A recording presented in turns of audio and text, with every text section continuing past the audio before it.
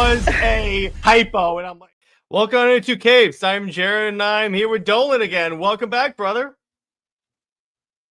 Yeah, great to be back. It's been a hot minute. I'm trying to figure out was it Unholy Nightmare I was talking about last time I was here? Nightmare, or was it yeah. Born of Blood? It was yeah, because we did Born of Blood and Unholy Nightmare, I think, right? Probably, yeah. Yeah. But so it's been I remember, I think the last time we were talking is when Tom King was coming on the Wonder Woman book. We were both like, this could go so well or so bad. Unfortunately, it went so bad. I'm like, what the? So I was watching your stream with Max where you were talking about like the breakdown of like of books in 2024. When someone that you were watching said that that it's on par with George Perez's Wonder Woman, I about blew a blood vessel. I'm like, what the hell? It's like, okay, you're full of crap. You know that's not true. Yes. Yeah. The funny part, I always get them because I always say, how much Wonder Woman have you read? Mm-hmm. There you go. They will always say, well, I get two responses. Number one, none. Of course. And number two is I stopped at Rebirth. There's a bit of time in between that. Yes, there is. Yeah. Like my bookshelf back at one of my bookcases, I've got the William Nesner Loeb run, and I've got the Mike Deodato stuff, and I got the George Perez stuff. So, yeah, there you go. See, so when I'm reading this, I made it 18 issues and nothing happened. Unfortunately, Drew, this is the worst time because so Wonder Woman became my number one favorite superhero in the midst of this. And I'm like, well, this is unfortunate timing. And then Absolute comes out, and I'm like, ooh, like this way, compared to King, you got me. Absolute is way better. Yes, I will agree with you there. Yes, I will gladly take Absolute Wonder Woman over what Tom King is doing. Yes. Yeah, because it feels like Wonder Woman. That's the thing, and I'm just like, what does it say when the Wonder Woman from hell feels like Wonder Woman more than the one from the main universe? Isn't that funny? Yeah, it's so true. It really is. Yeah, she is more in line with the character at her core than what Tom King is doing. Yeah, well, it's because here's the thing. It's like you could tell King only wants to write other characters like Detective Chimp, like Steve Trevor, and not Diana because she's a side character in her own run. Pretty much. And I mean, that series is just bogged down with a lot of characters. A lot. And yeah, like you said, she's writing shotgun in her own series, and it shouldn't be that way. Over under, I ask everyone, how many issues do you think he makes it before he goes see ya? 50. I'm thinking 50. Yeah, I've heard common. It's like 30 to 50 is where I think it's like somewhere in there. But yeah, 50 is the max I think he reaches. Yeah, if he's going for 100, oh God, it's gonna be. That's not gonna last. That ain't happening. No.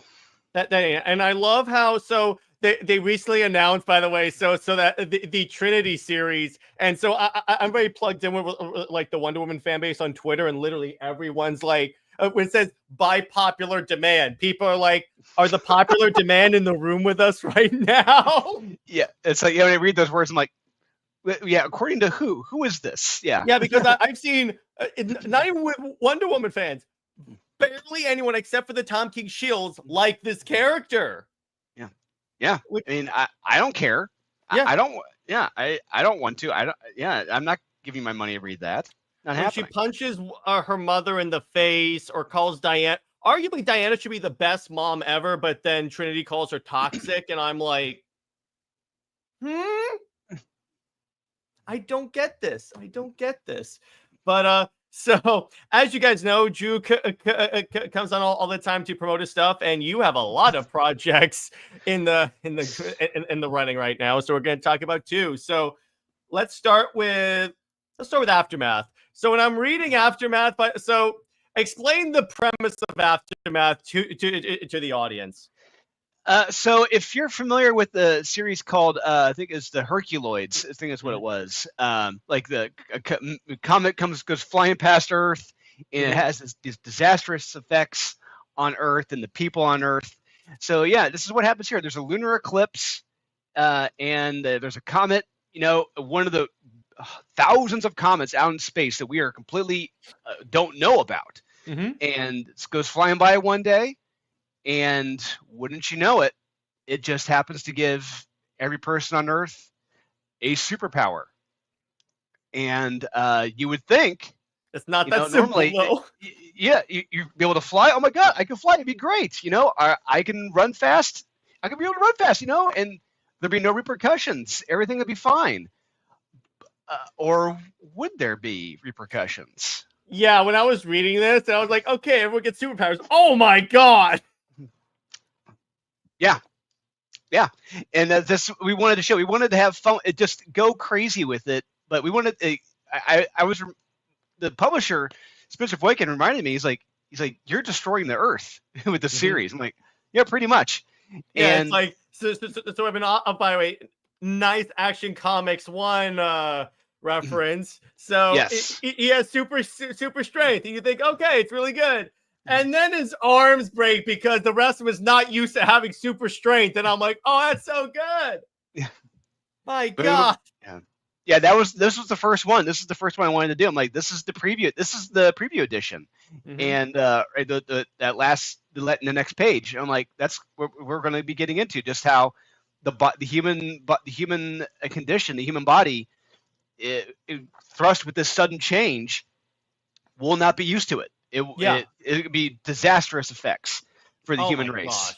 Yeah, exactly. It's like so many of these different characters look like you have a speedster that runs across the Atlantic, but he runs out of energy, or like his legs break, and then he's like eaten by sharks. And I'm like, oh, okay, wow. Yeah, or if you're trying to fly, you go escape velocity, into the atmosphere. Yeah, everything is going to start popping and breaking and snapping and bursting off in your body. Your body can't take that pressure and everything, that speed. And what's funny is that when I was reading this, I was like, oh yeah, that's true. Because when you notice in the movies, whenever people have superpowers, they're fine. They're like, okay, so the Flash can just run at super speeds. He's totally fine. He doesn't need that much training, or like he's not like breaking legs. But with this, I'm like, yeah, this is realistically what probably would happen. Yeah, and I was a runner. I was a competitive runner for a very long time. And, Achilles and tendons, you got to look after those. And, yeah, I just wanted it because that's one of my worst fears, snapping an Achilles or whatever. And I was like, you know what? Let's put that in there if someone's a speedster. And, just see what – oh, yep, there we go. Yeah, there you go. Yeah, it just snaps. I'm like, oh, God. And he's eaten by sharks. I just love that. They simply come blood in the water. Yeah, I'd see. That's one of the cool things because it reminds me a little bit of The Boys, and that it has that like mature, bloody feel. But because it's like some people actually one of the powers is you set up a nuclear bomb while having sex. Yeah, exactly. Yeah, and what's even funnier is that in that segment, we had some dialogue set up through it, and he's kind of explaining things. And Spencer, or the publisher, he's like, he's like, let's let the art speak for itself. Yeah. And it's like, okay, that was his call. I'm like, it works well, and I'm glad you're able to pick up on it. Yeah. So originally, both the guy and the lady, they developed abilities similar to like the combined elements that would cause a nuclear explosion. And so we just like, let it speak for itself, and it does. And we want to give it that Kirby crackle when she powers up, and boom. Yeah, because it's like, regardless of like, if you know that like they're both making explosions, it's because of what they're doing that a bomb goes off. So it's like, all right, it still works. Yeah, create that energy. That's what happens. Yeah, exactly. And that's the thing. It's like I'm surprised I'm surprised that like there haven't been, because there has been like a sort of a renaissance of like more like realistic and mature superheroes like The Boys, and to a lesser degree Invincible. So it's kind of interesting seeing how all these different takes and interpretations on that idea. Yeah, it's very difficult. Like you said, when there's a lot of those out there, you have to, before you get into this, you have to say, what am I going to do that's going to differentiate myself from the rest? What are we going to do? Yeah. So we just said, you know what? We're just going to destroy the Earth. Let's go for it in the first issue. It's going to destroy everything. And I'm like, well, this is an apocalypse I've never heard of. The apocalypse where everyone gets superpowers, but isn't used to having them. Yeah. We decided to have fun with that and just get creative with it. And there's going to be some characters in this that are going to be showing up in the next issues when we get to those. One of which is an invisible character. Mm-hmm. So had a lot of fun writing her. She was a last minute addition, but had a lot of fun writing her. Mm-hmm. The plans that we have for this, mm-hmm. no one's going to see it coming. It's going to be a blast. I already couldn't see so the Comet Crossing, what I originally thought is, as I'm reading this, I'm like, okay, it's going to give some people superpowers. Then when I read the narration box, it says everyone on Earth gets superpowers. I'm like, oh no, in a good way, because I'm like, that's going to turn out swimmingly. Oh yeah, absolutely. Yeah, it's case in point, swimmingly. There you go. Yeah, oh, there you go. There you go. There you go. But it's one of those, great as well. Oh, what also made this great is that we have a fantastic art team on this. Oh. So the pencils in this are by Andre Lunatic. This is a guy you're going to be seeing a hell of a lot more in the future, especially later this year. I've got doing several projects with him with Murat Michaels. Stay tuned on those. On the inks, we got legend Shelby Robertson, and on the colors, we got Dan Kemp, another legend from Image. And I couldn't be happier. These guys nailed it. Yeah, yes, it looks really good. They really nailed that. Like, the reason why I kind of compared to the boys because it has that like more brutal like idea of like, again, what these superpowers doing to like a human body. In this case, instead of the boys inflicting on other people, it's the people inflicting on themselves. Yeah. We wanted to be like a very dark comedy, like The Boys. And when Spencer came to me with this idea, and I'm like, okay, I know what we're gonna do. And he said, I want this to be done in like a 1990s Image comic style. I'm like, I got your guys. I know what we're gonna do. That's very much that. Yeah, exactly. Yeah. If you love the art from the Image comics in the 90s, you'll love the art in this. Yeah. My favorite one of this is like when the kid is playing with water in Japan and it causes an entire tsunami to hit it. Yes. I'm like, oh God. That's true, because no one knows how to use these powers. They're going to be like, look what I can do. Exactly. Yeah. If you're a little 7-8-year-old kid, you can suddenly control the ocean waters and like, okay, yeah, sure. You're going to be very responsible with that. Sure. You're going to know what to do. Yeah. Of course. That's going to go really well. Yeah. Hey, where are those people who bullied me in the second grade? Let's go for a little dip. Yeah. Let's all go. Yeah. Just a little dip, a little bit. Yeah, exactly. And then it's like, is that the invisible person? Yeah, the invisible one. Yeah. I love this effect, by the way. That is such a good, the blood just on her. And I'm like, oh. Yeah. Spencer did a cover for this. Pretty much it was for MegaCon. The cosplayer Raichi did a cover kind of similar to that, and she killed it. Yeah, it just looks so good. And here's the kid playing with water, and then I love where he's like, "Oh no!" And then it's like essentially they turn into Atlantis. I love that reference, by the way. There you go. Yeah, pretty much. Yeah. And then here's the explosion blowing up, and I love. Not only are they causing a nuclear explosion by having sex, but but the way you frame it, you're like the city of love, and I'm like, oh, okay, there you go. Very fitting. And we're not just gonna make it an American event. It's gonna be all over the globe. Well, yeah, because everyone gets powers. So boy, that's gonna turn out well. Yeah. I gotta ask, which of these was like your favorite to write? Probably that one. That one was man, they were so damn good. The three I liked the most.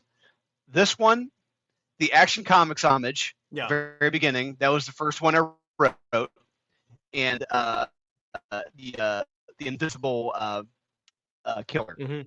Yeah, those are my favorites.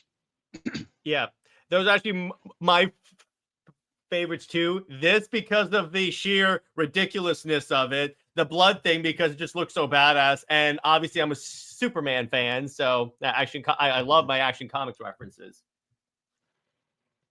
And then it's like, and now all the actual people that know what they're doing with superpowers show up. Well, yeah. So this is about 20 years later. So years have gone by, and the next generation, people who've grown, who've lived, or come to from this the event, their bodies have grown to adapt to the powers and everything that are happening on Earth, and so there are now beings with super abilities on Earth. And again, on this image, I definitely see the 90s era image art inspiration. Like, yeah, this looks like an image of like Wildcats or like Youngblood or something in that time period. 100%. And so if you like that style, that's what the rest of the series is going to be looking like. And I couldn't be happier. Hell, it looks fantastic. So then we got Silent Nights. Now, let me tell you this. So I was reading this and I'm like, someone's a Black Widow fan. Just a little bit. A little bit. Yeah, so tell me about the premise of Silent Nights. Oh, man. Well, this goes back to a year ago. So Steve Finkel, who owns a Comic Mint, is good friends with Thiago de Silva, who is a fantastic artist, and he was doing pinup covers for the new Penthouse comic book line. And this character, Kira, she was on, I think, issue number 2 of his variant, and they both came to me and said, we want to do a series, based around these characters that Thiago's be doing covers for, and when it'd be like a spy thriller, and just go from there. I'm like, oh, okay.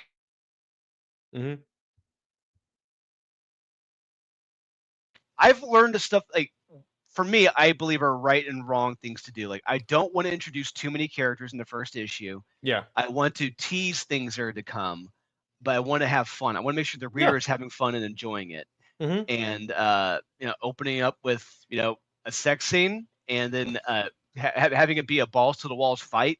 Yeah. You know what you're getting into, and you know how deadly this woman is, and how deadly this guy is. Hey, these two were just bumping uglies, and now they're really throwing fists at each other, trying to kill each other. And I just wanted to show hey, anything can go in this series, but we're going to be getting to other things. What we teased at the very end. Those plots, those B and C plots, are going to eventually become the A plot. Okay, I see. As we progress in the books. So little seeds are being planted for what's to come. I just love how this entire issue is basically a Jason Bourne action scene, but not in shaky cam. This is so good. I love that. Yeah, because that's the problem with those movies. Whenever they do those elaborate hand-to-hand combat sequences, the camera is always like it's in the middle of an earthquake. Yes. Those Paul Greengrass movies. Yeah, I wasn't a fan when they were doing that at first. But there's one thing I love doing. I love choreographing fight scenes. Yeah, and there you go. I can tell. Yeah, I have so much fun. And it's like, hey, we're gonna have this title's gonna be Silent Nights. I'm like, all right, it's gonna be during Christmas. We're gonna have it the most peaceful place on the globe, the United Nations. That promotes peace. We're gonna destroy the United Nations building. Yes, claims to be. Yeah, so we're gonna be destroying that whole building. Yeah, and exactly. It's like one big, and it gets like, again, very brutal in certain areas. But I'm like, yeah, it works for what you're doing here. It's like a straight up spy story. Yeah, and it's just, at the same time, because I've read a lot of, seen a lot of movies, read a lot of comic books, where a woman, a lot of times will be very overpowered. Yeah. And when it comes to certain guys, and it's like, what? I want this fight to be very leveled, and I want her to be capable, but at the same time, she is going to be getting her ass kicked. This is a stronger guy. Yeah. And she's gonna be getting by on skill and luck. And I like to think I pulled it off here. You did. It's a very equal fight. That's immediately the first thing that stood out to me when I was reading this, because it's like, yeah, to your point, if let's say let's say in Marvel, if you're reading a Black Widow comic, she takes out like 18 like Jack SEAL Team 6 guys, and she like doesn't even get a punch on her. With this, no, she straight up gets slashed. So I'm like, oh, okay, because realistically, that's what's going to happen. Yeah, I mean, I'm not gonna say if she wins or not, but she's gonna get her ass kicked. Yeah, that's part of. Well, here's the thing: a guy is gonna. If a guy was in the same position, he'd get his ass kicked too. There's a very. It's very hard to avoid that when you get into a fight like this. Yes, absolutely. Yeah, when you're going from like 2 stories of the United Nations, you go working your way from upstairs to downstairs, through several hallways down to the main chamber and then to the exclusive council chamber. Yeah, it's gonna get crazy. It's like there's a UN tour going by, and there's our annual fight club. Yeah. And that's one thing I wanted to do. I wanted to show, because I believe at the United Nations they have these big portrait, black and white photos of of all the good deeds that they've done. You know, across the globe. I'm like, you know what? Let's just destroy all that crap. They're wrecking their way through those big pictures. Oh my gosh, that's great. I love that. Oh man, but yeah. So, and the other thing again that I really did think about this is the fact that, and even with Aftermath, the way they start off is so unexpected, like with the sex scene. But with Aftermath, it's like a dude lifting a car. You think he's gonna do it, and then just crushes him. And I'm like, I love how you even dress him like Clark Kent. And I'm like, okay, I see what's going on here. And then the car just squishes him, and I think you can see his stumps. And I'm like, okay, I see what this is going with. Yeah, that's exactly what I was going for with Aftermath. And I wanted to. It's like, this could be the first issue. Superpowers, this could be the first guy we're showing. Let's show the very first superhero. Let's homage the very first superhero. But it goes the other way. Yeah, exactly. And with this, I was not. So when I was reading this, and it starts off with a sex scene on a desk, I'm like, okay, interesting. It's a spy book, so I kind of expected that. So I'm like, okay, this makes sense. But I'm like, okay, that's clever. And then I like how it turns from a sex scene straight into a long ass melee CQC hand-to-hand combat scene. Yeah, pretty much, because what Kira here discovers what this guy's into is pretty much the exact opposite of what he's said he's going to be doing. And what he's getting into is not good, and it's not going to be good for the globe. And especially when you get to the very end of this, it's like, oh, what's going on here? Yeah. But, when I got to that part, I'm not going to spoil it, obviously, but when I got to that part, I was like, okay, this is interesting. Wow. It's like the fight scene was great, but it's like when you add in that stuff at the end, I'm like, okay, this has me like interested, taking out my wallet. This is actually really cool here. Yeah, that's what's gonna be important here. It's like, giving fans, making these exciting, making them intriguing, and making those left turns, when you don't see it coming. And like I said, eventually the C plots, which are like at the very end of this issue, those are going to become the A plots as we progress in the series. Yeah, and that's what a lot of like mainstream comic book creators forget is like, you can have all these different subplots. Lord knows Tom King has like 18, has like every letter of the alphabet plots. But the problem with the way he does it is that it distracts from the main plot of what you're doing. It's fine for like an issue or two when you're like establishing here's the tone of the series and everything like that. But you can't go like in Tom King's case, 20 issues on like random stuff. Yeah, and with Silent Nights, at least we're planning on I think at least 8 issues. Okay. So we got the first arc is going to be 8 issues. I've got a good idea of how it's going to end. But it's going to be a fun, wild, crazy ride. So are both of these like ongoing? Yeah, pretty much. Yeah, Aftermath is going to be an ongoing, as well as Silent Nights. That's the plan. Okay, Joe. My next question is, how do you make the time to work on all these projects? It's like every day I get a DM from Drew saying, "Hey, you want to see another project?" And I'm like, I don't know how you do this, but okay. It's just so I've got a day job, but at the same time, at my evenings, as soon as I get home from work, my latter half of the night is spent, working on scripts. And so like one night, like last night, for example, I was working on 2 scripts. I spent like 3 hours working on one, spent 3 hours working on another one, and you just got to have things scheduled out for when you got to work on them. When are the deadlines? And yeah, I'm able to juggle those. I'm doing a pretty good job right now juggling these scripts, and yeah, I couldn't be happier. That works. So when are these releasing, or are they already out? They are already out. Yeah, as far as I know, Silent Nights #1, you can order that right now at TCM Press. I'm sorry, thecomicment.com. And Aftermath, you can go to Comic Kingdom Creative, and you can be able to order Aftermath #1. I will put the links in the chat right now. So you guys, and already like Daniel is saying good artwork. Tevia says looks great. Yeah, it's looking really good, and that's the interesting thing. It's like, because as you know, it's like I'm a dedicated reader of like Giaris and Born of Blood, and I'm like I immediately see, here's the thing. I can always know when it's a script by you, because they'll be like ridiculous and there's gonna be a lot of blood in it, because it's like a lot of like intense action. But I know this from like reading Born of Blood. So when I read this, I'm like, yeah, this is written by Drew. Yeah, it's I love that stuff in comic books. And you know what? One of my favorite TV shows of all time, Banshee, I think it was on Cinemax. Oh, I love that show. I just got into it. Yeah, I love that show, and that show gave me everything I would want in a TV show. Just action, mystery, intrigue, hot babes, just it's all that stuff that you want, in a TV show when you're a guy. And I want to kind of bring that attitude, that energy, to my comics. Yeah, and you can see Homelander before he was a soup. Exactly. Yeah. Yeah, which that's always like a really, that was see the funny part about this is that when I was watching, because Banshee's on Max, I was trying that out.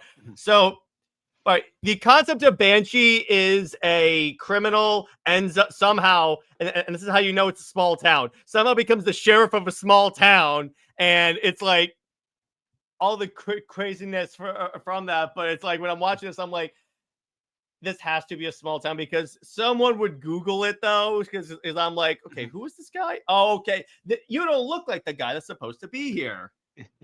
Yeah, right, exactly. But still, it's dope. I love it. So it's one of those weird shows where I'm like, because normally I'm not really that into like that type of stuff, but let's be honest, I watched it for Anthony Starr, so I'm like, there you go. But it gets really, really, really good. Like, yeah, a lot of twists and turns along the way. Yeah, just I love this. I love that show. And it's a shame it got canceled early. I think it was supposed to have like one more season to wrap things up, but it didn't happen, which is a shame. And so all the links to purchase the comics are in the chat. I definitely will. So Drew, while I have you here, let me ask you this: what comics are you enjoying from like the big two?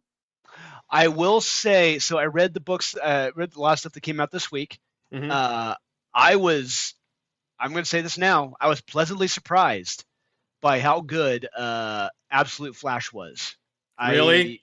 Yes. I think, in my opinion, that is the best of the Absolute books right now. Really? And yes. I thoroughly enjoyed it. And it gave me what I wanted. And, it's a new take on the Flash, but at the same time, it had elements in there that I like.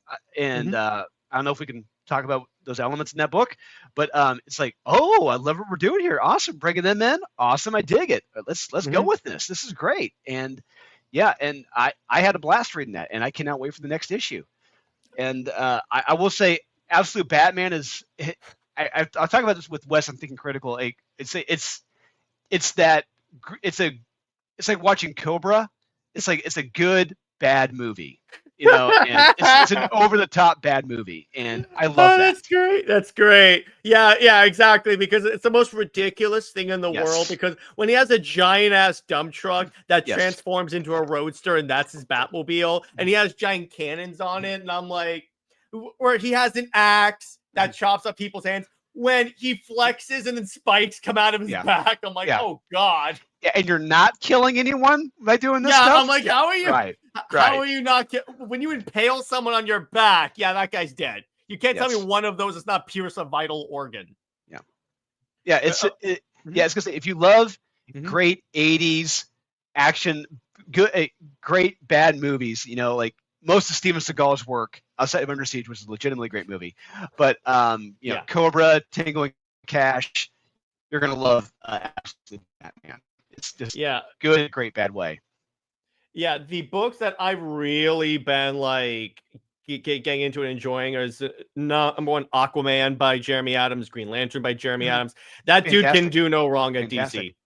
I'm just like, oh my gosh, wow. Absolutely right. And I'm like, he wants to write Wonder Woman. Let him write Wonder Woman. Yes, please. Yes, I will start a petition right now to have him take over Wonder Woman. You know, yes, all right, do it so now. About that. So here's something that happened in between when we last talked. I started a hashtag to get Tom King removed from Wonder Woman, and it took off. It legit took off. I'm like, okay, but it's like, so I told my friend Brett about Jeremy Adams, and she co-hosts one of my Wonder Woman shows, and at first she was like not really in there, but then I'm like, when was the last time someone that wanted to write Wonder Woman wrote Wonder Woman? And I'm pretty sure that was good. That was George Perez. So I'm like, if you want, because Tom King clearly does not want to write Wonder Woman. So I'm like, give it to someone that wants to write her. Yeah. There you go. It's really that simple. Not just someone who wants to write her, but someone who's legitimately talented, someone who legitimately knows the lore, respects the characters, knows their voices. Yeah. And that's Jeremy Adams. I mean, he made Flash Gordon a great comic book series, one of the best comic book series last year. And one of the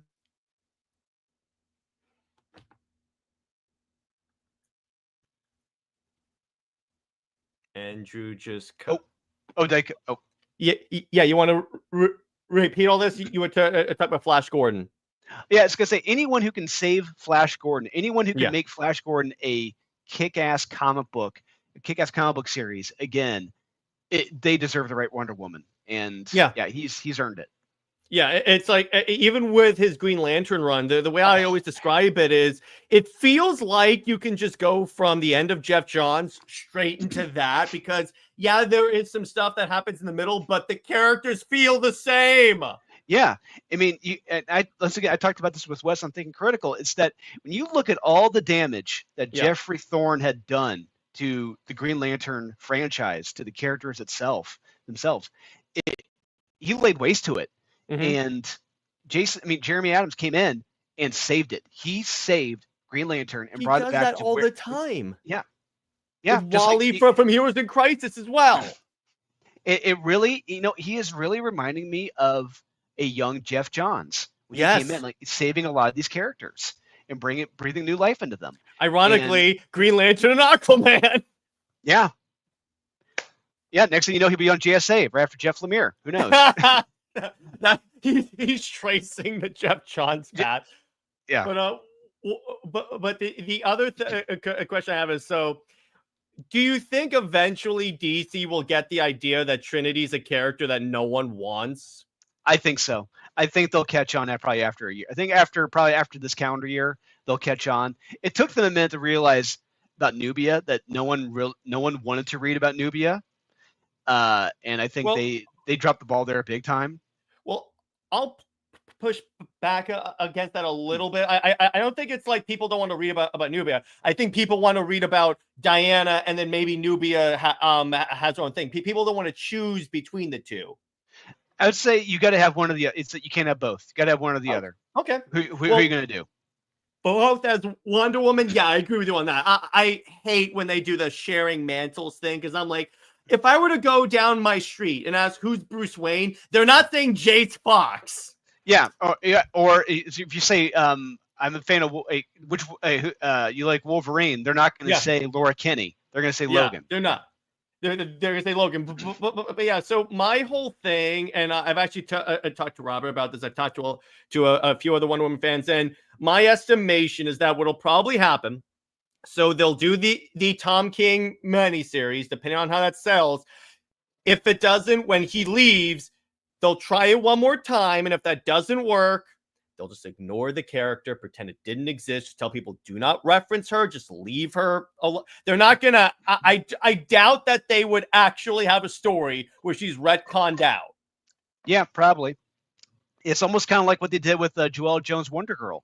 You know, just pretty much they had her little miniseries, and she just recently showed back up in Tom King's run, and that's it. You know, they're just gonna just kind of push them off to the side like they almost didn't exist.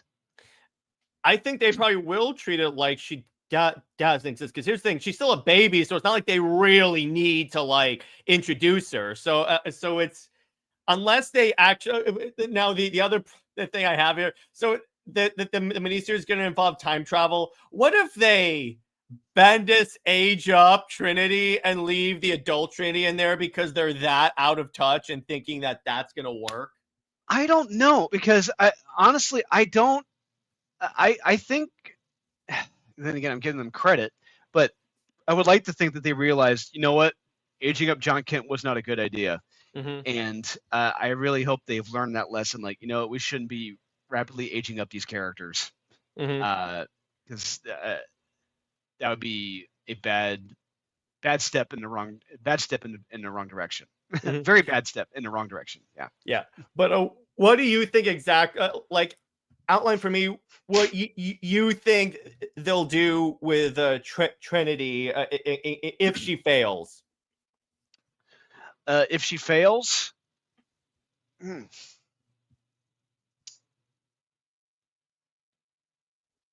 honestly, probably have Donna Troy take over as Wonder Woman. You know, well, yeah, of course, but so it's like the other thing is like completely ignore the future Trinity that Tom King wrote and just take and just have the baby be there. Yeah, probably. Yeah. That makes sense. That makes sense, because that way they can actually treat that Trinity as she never existed. So because let's be honest, with Future State, that future didn't happen. Oh God, remember that? Yes, I do. Unfortunately, I do. That's one of those occasions where I'm like, you should have just not done it at all, because I'm just like, no one cares.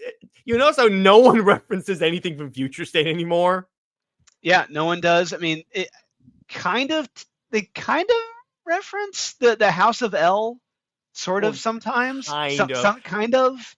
And Yara, obviously. So it's like, but besides that, it's like she doesn't get a lot of attention. But it's like, but here's my other big thing with Tom King. There's always two tropes. He makes everyone swear like a sailor, like Yara, or he'll always try and force his protagonist to have a catchphrase, like with Wonder Woman saying "No, thank you."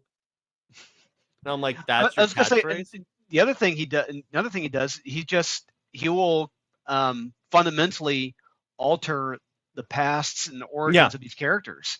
He pretends like he knows all these comics. He said on shows, and I'm like, show me where you know comics. Yeah. Show me where you knew that Mr. Terrific was glad when his wife and baby were murdered in the car crash. Show me that. Well, here's the other thing. So, so when Silver Swan showed up in the King run, she all of a sudden has this one-sided romantic obsession with Diana. And I'm like, that's never been Vanessa Capitelis at any point. No. Not even the other Silver Swan was that way. So I'm like, what happened here? It's like he's reading something completely different from everyone else out there, and he's living in his own fantasy land. He's probably reading stuff that happens to be on a certain hub. We all know it. that's probably what he does for research. I mean, but Bendis named Riri Williams Ironheart probably after a Japanese adult anime of Iron Man. Yeah, I saw that. I'm like, wow. You know what? No one checked that? Oh, also, here's the other part, Dolan, that really pissed me off. Why is Grail, the daughter of Darkseid, a henchman? I don't know. Honestly, I was surprised. He's really bringing back these daughters and like these secondary, third-rate characters into this, like trying to make them a thing. and he's not really sticking the landing with them, especially with Grail. And I love how his purpose was to like make people like Steve Trevor, and I'm like, you realize people hate him now, right? Yeah. Congratulations on that. Yeah, you failed spectacularly with that one. It's always a red flag now when creators come on the books and they go, I want to convince you that Diana's awesome. We already know that. No, we already know that. For so many. He was created in the 40s. We already know Diana's awesome. Stop it. It's like It's like also when he did that cancer kid patient issue. See, okay, that would have worked as the first issue of the run. Instead of in the middle where she's a fugitive, because to a certain degree, yeah, that's what Diana would do. She would visit kids and stuff. So the idea kind of works, except when he has the kid say, I'm a boy and I'm a friend and I'm a fan of Wonder Woman. Does that make me weird? I'm like, King, that hasn't been a thing for 20 years. What are you doing? And the other thing, you bring up an interesting point. Did Tom completely drop the ball on this whole Amazonians they're no longer legal in the United States, and how that one killed like all those people in that bar? It seemed like, has he brought this back up? I don't think so. They just did the like previews of the last issue of the Sovereign arc, and she finally showed up. Wow, only took about 20 issues. No, here's the thing. Here's the thing. So she's pregnant and apparently in labor in the preview. So my thinking is, what if when Tom King was on my friend Robert's channel, he talked about how like, oh yeah, that whole Emily being pregnant was a red herring, and I'm like, she's pregnant and in labor now. So what are you doing here? I think you're full of shit. That's what I'm going to say. Yeah. And then, okay, here's where it really gets me in the preview. So you know how the whole run is like Sovereign narrating it's like telling the story to Training. Yeah. According to this preview, she never had the lasso of truth around him. Exactly. That was my reaction. Because I'm like, you're interrogating someone that had the lasso of lies and you're not going to use you are a moron. I'm like, what the? Oh. Or do you know how Detective Chimp tracked down the Sovereign? This is great. His address was left in Steve Trevor's car. Of course it was. I'm like, you want me? King keeps saying that the Sovereign's supposed to be a villain on the scale of Joker for Wonder Woman. I'm like, what are you talking about? Not even close. What? Maybe Kite Man, maybe, but yeah. I had this idea that if I wrote Wonder Woman, I would retcon it where all of this was in the Sovereign's head, and he's actually a senile old man in an old folks' home. And the psychologist is that Dr. Mind. Mind guy. Psycho. Yeah, exactly. Yeah. So going back to what you said about Grail. See, I think Grail can work because here's the thing about Grail. She is in many ways Wonder Woman's reverse Flash because she's like the dark reflection of Wonder Woman. So my thing is, you could do great stories with her. It's just she is not the type to be a tense woman. No, it's like she should be the equal. You said the equal of Wonder Woman. You know, if anything, Grail should have killed the Sovereign. Exactly. Because if Darkseid finds out that his daughter is taking orders from a human, he will murder her. Yeah, exactly. Yeah, and so there you go. That would have been like her after she snaps the Sovereign's neck. Do you really think my father would let me take orders from a human? Yeah. Or it's like, I love this. So when he has Donna Troy gut Solomon Grundy to get a diamond out. See, here's the other thing. Damn it. So Sovereign's supposed to be the villain. How come Steve Trevor, Detective Chimp, and the Wonder Girls do more to fight the Sovereign while Diana's making a statue to Steve Trevor? Yeah. Exactly. I'm like, I'm pretty sure Batman has directly fought it. It's like, here's the thing. It's like, so Robert asked Tom King about, remember in Heroes in Crisis when he has Hal Jordan go, what is will? I don't even know. So King tried to make it sound like he was trying to say, no, from a philosophical perspective, he was trying to say, and I'm like, BS, bro. And this is the guy writing the Wonder Woman, writing the Green Lantern TV show. There we go. Yeah. You know, I have my own issues with the DCU, but you know what was the massive red flag when the showrunner said we're not really based off of comics, it's just based, so Tom King is basically reinventing the Green Lantern Corps, and I'm like, that's concerning on so many levels. And I share the image of his Batman run where Hal Jordan blows his brains out. And I'm like, oh, you mean that guy?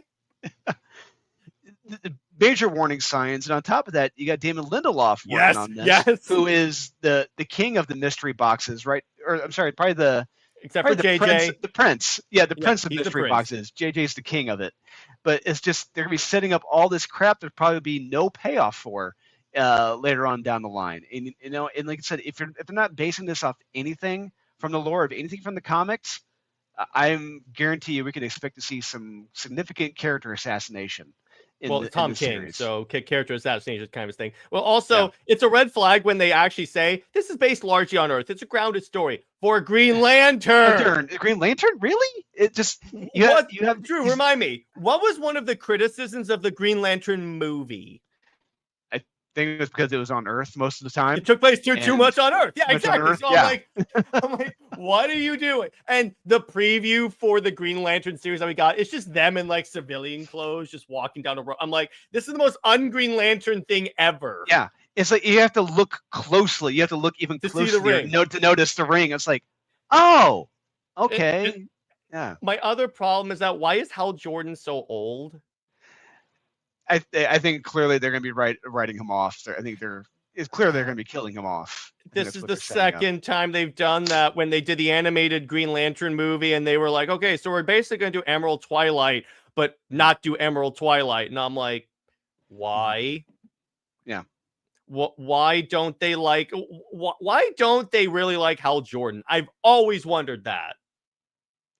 Because I guess they don't like test pilots who have balls of steel. They don't like that. That's true. You know what who I wish would get a project is Jessica Cruz, because she's always been like one of the underutilized lanterns that was like introduced, because there were a few of them that because her and like Simon were like created, but they didn't do anything with Simon. They did some stuff with Jessica, but it's like they practically forgot Simon Baz ever existed. Yeah, until recently. I mean, in the new Green Lantern Corps series, they're back again. It's like Jeremy Adams gives me more Green. I'm like, more of your Green Lantern. Yes, please. Yeah, he gets it. Well, he knows what we want to read. Well, here's why. He was a writer on the Green Lantern animated series. That's why he knows so much stuff. So I'm like, when I looked up his IMDb, I'm like, oh, that makes a lot of sense. That makes a ton of sense. No wonder it's like, I was talking to a buddy of mine last night, and they said, it's kind of funny. It was actually Jim from Weird Science. He goes, it's kind of funny. There's always that one writer that like, everyone's like, let them write everything. Yeah. Yeah. That's where I'm at right now with Jeremy Adams. And I was like that with Jeff Johns back in the early 2000s. Let him write everything, please. Except for Wonder Woman. I don't think he gets Wonder Woman. No, he didn't. He didn't do a good job on that. No, like with Justice League in the New 52, when Wonder Woman goes, when I deal with my villains, I deal with them, and I'm like, what? That doesn't sound like Wonder Woman. Even if it's the New 52, which I liked, I'm like, that's not even that version of Wonder Woman. What are you doing, bro? Yeah. I don't know. There's a lot about the New 52 I just didn't like in the first place. There's a lot. There's a couple things here and there I did like, but for the most part, they're rough reads to go back. And did you read the Superman Wonder Woman series by Charles Soule? No, I saw it. I flipped through it. I know it had some good art. I didn't really get a chance to read it. I think you would actually really dig that. It has my favorite Superman moment ever. Do you mind if I spoil it? Go for it. So Superman, so obviously they're dating in this continuity. So so Diana takes Superman to meet her family, who are the gods. Apollo says some very choice things about Diana, and Clark punches him. So Apollo blasts Superman with sunlight. And then Superman is like obviously supercharged. And then Clark goes, you hit me with sunlight? You don't know that much about me, do you? And just punched him through a mountain. I'm like, okay, I love that. That's good. See, check that series out. It got bad when Peter Tomasi hopped on the book because he was bringing in there explicitly to make people hate this relationship. Oh, okay. Well, the other thing is like, so he said he had issues writing it because he's like, Diana demands the spotlight. You can't put her in the side. And I'm like, yeah, she's not Lois. Mm-hmm. So yeah, Superman, Wonder Woman, you have to give them equal spotlight. Who would have thought? And then it's like, he did this scene, speaking of not reading what came before, where Superman finds out that like Wonder Woman's the god of war. He found out in volume 1 of Superman, Wonder Woman, and he was fine with it. He was like, okay, you know what? I trust you and stuff. Then in this, they revisit that and re-show the scene. But all of a sudden, Superman's like, why didn't you tell me you were the god of war? And I'm like, you know this. I'm like, what? Tell me you didn't read this without telling me you didn't read this. I'm like, what? Where is this coming from? It's that's real. And see, I like Tomasi on Green Lantern. Everything else, I'm like, no. Yeah, Peter Tomasi. Yeah, I was gonna say, yeah, he was great on Green Lantern and his Super Sons. I love the Super Sons stuff he did. I heard that was good. Oh, it's really damn good. Yeah, I've got like one of my bookcases back there. I've got several of the collected editions, and but I will say the other New 52 series, the two of them I did enjoy, both by Rob Liefeld. I enjoyed the Hawkman series he did. And what helped is that he had Joe Bennett on there you go. And oh my God, Joe Bennett, he can draw flipping Hawkman. It's incredible what he can do. Did you read the Deathstroke series by Tony Daniel? That was like the God Killer one, wasn't it? Or was it? Yeah, I didn't get a chance because that's where it kind of jumped the shark for me. I'm like, this isn't the Deathstroke I want to read. I love reading the Deathstroke, Soldier of Fortune, hunting down people for money. But the minute you get to that level, it's like that's only for one arc, though. Oh, it is? It's only one arc? Okay. It's only one arc. It starts with like he gets de-aged a little bit, and then he does the one arc part, and then he goes back to like doing more Slade stuff. Okay. Maybe I'll wind up checking that out because it is bloody as hell, bro, in a good way. Yeah, I'm sure it is. Yeah, you said Tony Daniel worked on it, and I'm like, he's a fantastic artist. Yeah. And it's back when he was still doing interiors. And I ignored it because of that concept. I'm like, oh, God, I don't want to fucking read this for Slade, but I may end up checking that out now. Yeah, Slade is one of my favorite DC characters, and I love what Christopher Priest did with him in the DC Rebirth. That was a very fun run. Yeah, I heard that was good, but the other series that I read that I thought I liked, but it was kind of weird, was the Deathstroke series by Liefeld that was drawn by Liefeld, because I'm like, I will say, he was better writing it than he had fun illustrating it. It was a fun concept. I'll say it was a very fun concept. Trying to hunt down and free Lobo. I'm like, okay, awesome, I can go with that. But I would say if he had another penciler working on it, it probably would have been better. Yeah, me too. I'll give you that. So yeah, I think that we're gonna call it a week. Drew, it's always a pleasure to have you on. You're always welcome on here. Let everyone know what you got coming out and where they can find you. Yeah, so you can find me on Facebook, Dolan Waddick. You can find me on Instagram, Dolan_Waddick. I'm always posting nothing but my projects. That's all I'm going to be doing. Said Aftermath is out, Silent Nights is out, Unholy Nightmare #2, little sneak preview. We're wrapping that up right now. The last inked page was turned in. We're coloring the last 6 pages, and it's going to be lettered this weekend. So once that's all done, that's going to Kickstarter. Then stay tuned this summer. A huge, big announcement coming from Rob Michaels at Counterpoint Comics with me involved. I can't say yet, but it's going to be huge. Hell yeah. So stay heroic, everyone. Remember, Lois Lane is Lois Lame, and we will see you guys later. Bye-bye.